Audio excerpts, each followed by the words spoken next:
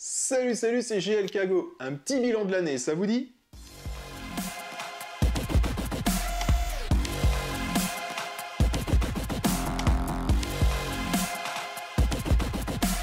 JL Kago. Quasiment 60 vidéos cette année, les amis. Et même bien plus, hein, si on compte les lives. Bien sûr, il y en a quelques-unes qui ont été plus marquantes que d'autres, hein, comme la vidéo sur la Black and Gold d'Abystyle, mon passage à Maubeuge pour l'Animania, en compagnie de mon pote Zeldo, où j'ai rencontré une nouvelle fois Michel Barouille et j'ai même pu filmer son concert. Alors c'est vrai que à la base, c'était pas du tout prévu ça, mais je dois dire que ça a été une expérience de tournage et de montage vraiment très intéressante. 1, 2, 3, 4. Les forces avec moi, tu auras la loi, tu vaincras. Sous le signe des mousquetaires, on est tous des frères. Goldorak, et de Mazinger, patrouillent ensemble dans les airs. Ils livrent leur combat comme des héros. Et l'emporte toujours. Ce sont les super-héros, les Golgoth.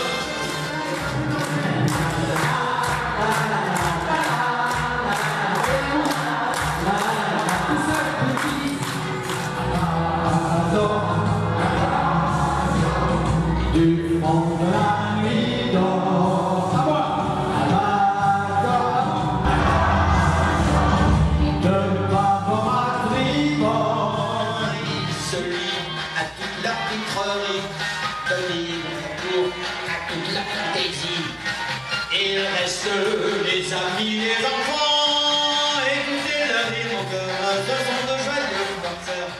Passage à Dubaï, hein, pour la Meta Week où mes vidéos en fait ont servi un peu de support pour montrer ce qu'on pouvait faire dans le métaverse. Et j'ai quand même réussi grâce à ça à vendre mon tout premier NFT. Je peux pas revenir sur cette année sans vous parler d'Angoulême, bien entendu, hein, une expérience absolument incroyable que j'ai vécu là-haut avec les 5 auteurs de la BD Goldorak, avec la Team Kana, c'était vraiment quelque chose d'exceptionnel. Et mine de rien, c'était un petit peu mon premier pas vraiment dans le monde des grands. Et surtout, rappelez-vous, hein, j'étais vraiment à ça de pouvoir rencontrer Alexandre Astier. J'espère vraiment que ça se fera un jour. Et je peux vous dire que quand tu vis une expérience comme ça, hein, comme Angoulême, et que après tu te retrouves à ton poste en usine à passer tes palettes de merde, ça fait bien chier mine de rien. 2022, c'est aussi l'arrivée de mon nouveau logo créé par Zemial et de l'ouverture de ma boutique Spreadshirt, hein, où je le rappelle, on peut y trouver tout un tas de petits goodies à mon effigie. Il y a eu également la sortie du volume 2 de la BD Récréa 3, qui marque tout simplement la fin de cette histoire. Ensuite, c'est vraiment un moment qui m'a plu aussi, hein, la Camocon de Dijon, avec la rencontre de la famille Ski ainsi que de Jade et sa maman. Il y en a eu plein d'autres évidemment, hein, mais j'ai pas souvenir de toutes les personnes qui sont venues. Juste, je rappelle quand même que j'ai eu l'honneur d'accueillir Freddy Dermidjian qui est venu faire des dédicaces sur mon stand. Et ça c'est pareil, c'est vraiment une expérience géniale. Merci encore Freddy d'avoir répondu à mon appel. Mais cette expérience n'aurait pas pu être faisable pour moi sans l'aide précieuse, hein, de Carole et de Monsieur Harlock Toshiro. Donc merci également à vous. Amiens ensuite avec l'exposition sur la BD Goldorak et Denis Bajram. Et c'est à ce moment-là, souvenez-vous, que j'ai vraiment commencé à vous parler du projet de film Goldorak au Japon. Ça m'a permis aussi de faire une vidéo d'hommage qui est complètement passée inaperçue, mais sur les rendez-vous de la BD d'Amiens, donc le festival qui se déroule là-haut. La vidéo a été un bide total, mais c'est vraiment dommage parce que je trouvais qu'elle était intéressante. Et si je vous dis Japan Expo, ça vous parle forcément. Ah, si un jour on m'avait dit que je ferais la Japan Expo de l'autre côté que de celui d'un visiteur, sincèrement, je l'aurais jamais cru. Et je remercie Isan Manga, vraiment, de m'avoir donné cette chance. Alors je sais que j'ai pas vraiment fait de vidéo compte rendu, hein, sur ma Japan Expo, mais honnêtement, j'arrivais pas à trouver l'inspiration ou le fil conducteur pour vous raconter une histoire intéressante en fait. J'ai beaucoup d'images de tournée, celles de l'expo et autres, mais je sais pas, il y avait quelque chose qui me manquait, j'avais pas l'inspiration.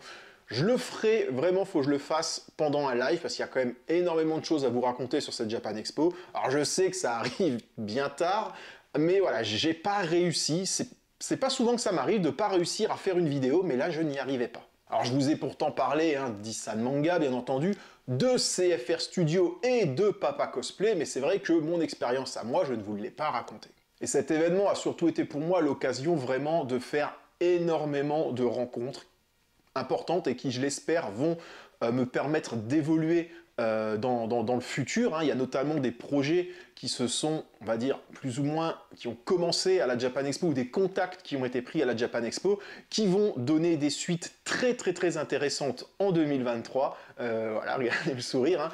Donc, non, c'était vraiment un événement capital, j'ai envie de dire, pour moi. Et même là-haut, en fait, plusieurs personnes m'ont dit, tout se fait, tout se décide à la Japan Expo.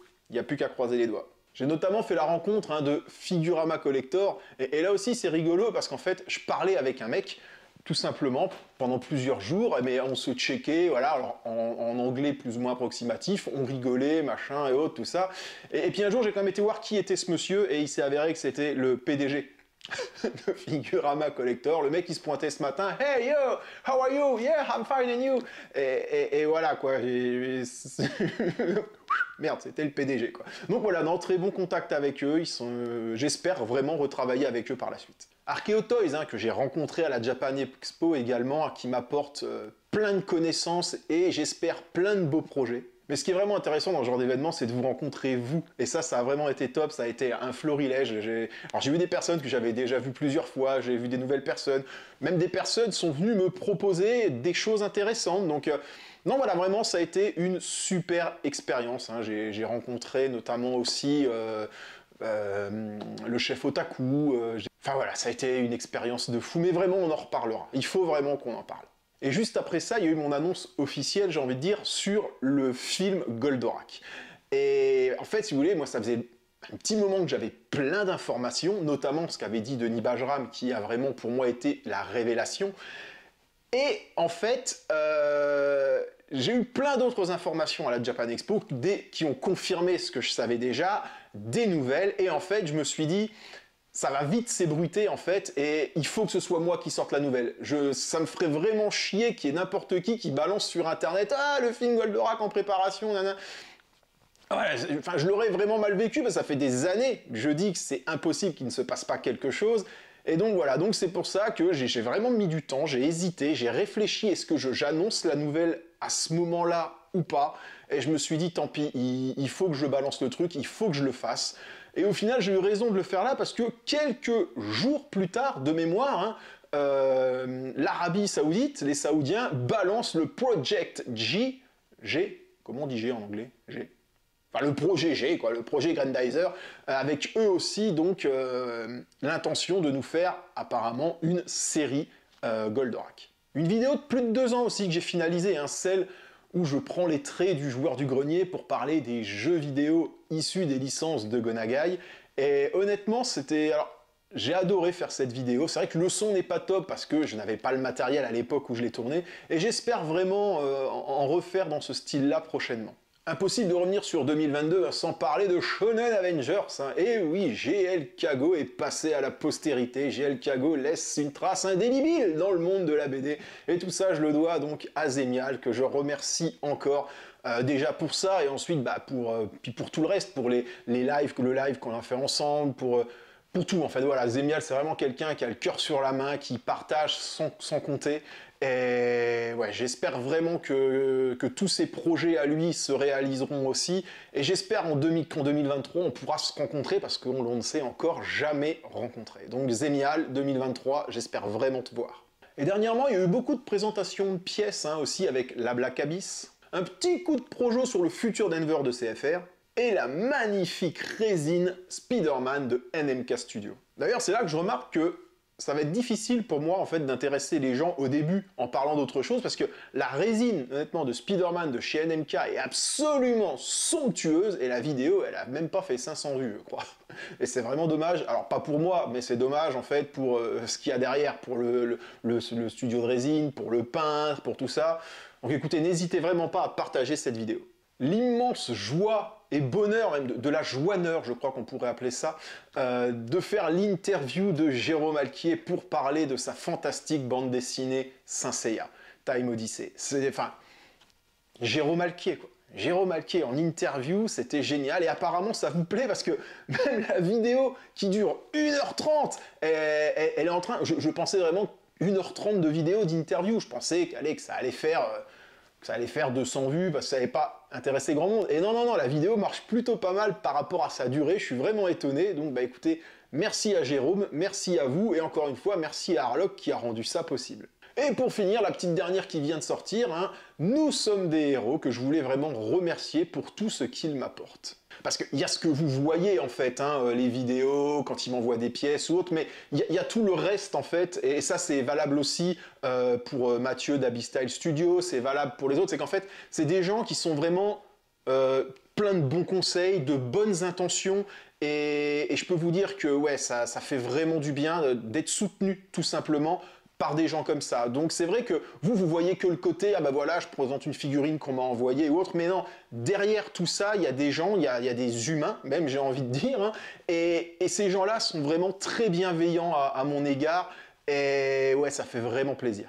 Mon pote Zeldo, voilà, le youtubeur, qui m'a accompagné donc à Maubeuge et qui m'aide de temps en temps sur certaines vidéos pour faire une apparition ou pour des conseils, donc merci à toi mon pote. Goldoprint, toujours présent, Made in Japan également. Donc vous l'aurez compris, hein, 2022 a été une année très riche pour moi, en tant que GL Kago, parce que personnellement ça a été un petit peu plus compliqué, mais honnêtement, le fait que vous soyez là m'a vraiment beaucoup aidé.